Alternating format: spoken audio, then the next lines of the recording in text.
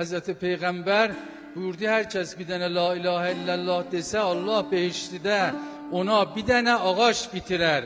Bir nefer müminlerden durdu, dedi ya Resulallah, onda benim ne kadar behişte ağacım vardı.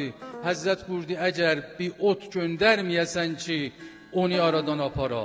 Eğer mən evde pis keçinem, hanımımla, hanım ağıyla, uşaq atıyla, ata uşaqla, eğer məhəlləkarda pis keçinem, eğer vəzifəmə o yerdəki işləyəm, əməl eləməyəm, eğer muamiləmdə düz muamilə eləməyəm, yığdığımı dağıtmışam. Eğer mən əhya gecəsində sübeyincək oyaq qalam, yolda gedəndə bir dənə qeybət eləyəm, hamısı getdi.